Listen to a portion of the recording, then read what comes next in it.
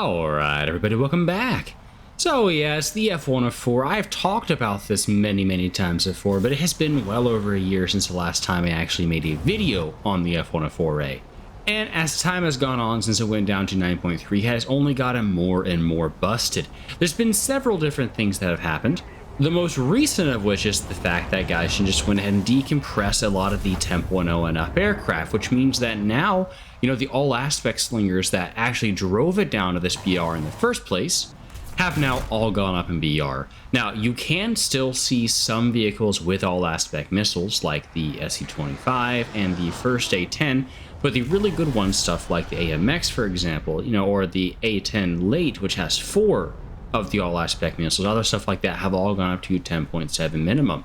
So this means that you can't fight a lot of the stuff that you could before that had those all-aspect missiles, and even the stuff that you can fight is now much more limited than it was previously. This also assumes that you are getting full up tiers, which doesn't really happen very often in 9.3. From my recent experience, the most common up tiers I've been getting are actually the 9.0, 10.0 ones, where sure, you do have to fight FAUs, and those will absolutely destroy you with their AIM-9Ds, but that, of course, has to involve them being behind you because the AIM-9D is not all aspect, and they also have to be close enough to actually get the missile off.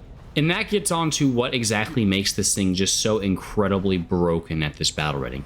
It's insane speed compared to literally everything else that it fights. In November of last year, I made a video on the F-104S where I was talking about the F-104 speed buffs, and well, yeah, the F-104A was affected by this. And so that means that every vehicle in this matchmaker, it outruns on the deck. And it's especially poignant when you realize that most of the vehicles that you're going to be fighting are actually going to be subsonics, because you are going to be getting a lot of 8.3 and 8.7 games, just like the one that I'm in right here. And almost everything that I'm fighting, except for that Lightning right there, is a subsonic aircraft. None of them can hit me besides if they get lucky and I actually, play poorly. All I have to do is point my nose away and there is literally nothing that they can do. Even in this case, after I turned and bled a lot of my speed, I am still going faster than the top speed of the MiG-15 that's behind me, and so I can just run away and there's nothing that he can do about it while I chase down this MiG-17 to get him out of the fight. By the way, this MiG-17AS that I'm about to shred is only 0.3 BR beneath my aircraft.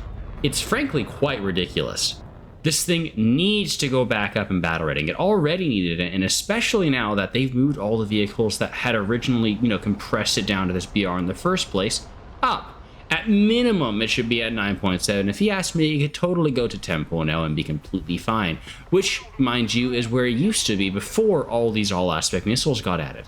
Would it be very good at 10.0? Well, probably not, but it would be workable, and I would rather that one vehicle be not the best than it completely obliterate an entire battle rating of aircraft like it's doing right now.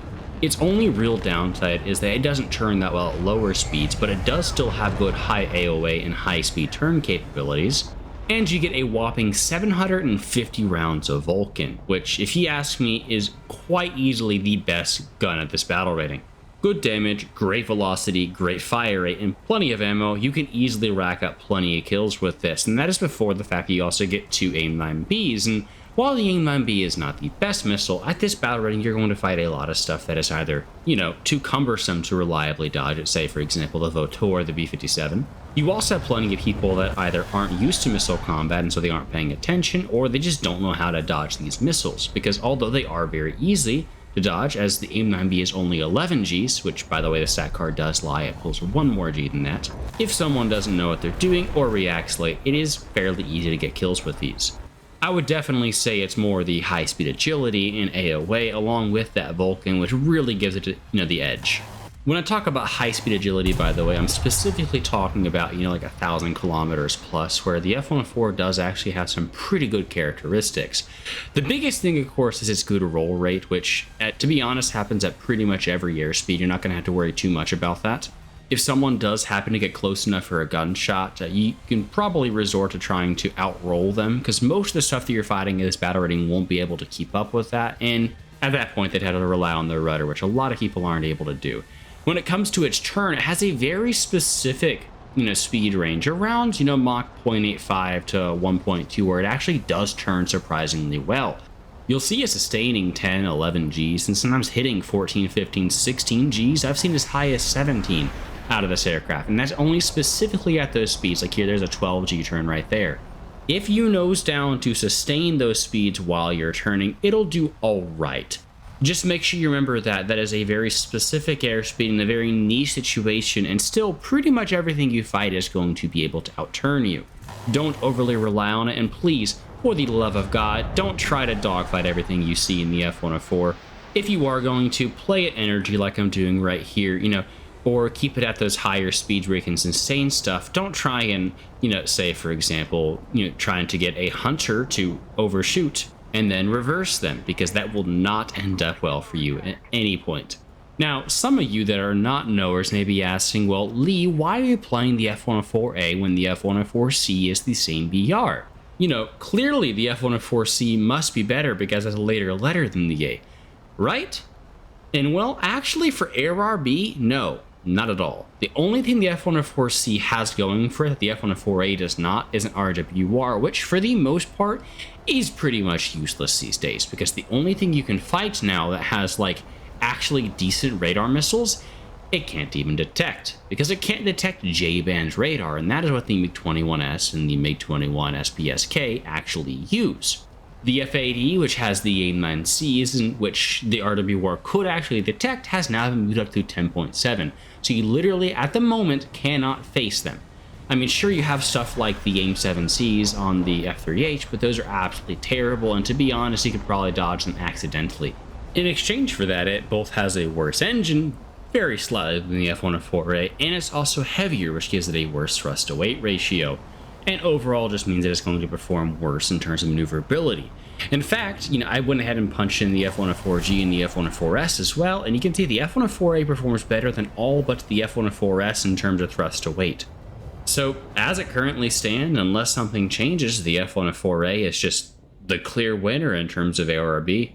It just has better flight performance, while not really giving anything up that actually matters, in terms of War Thunder at least.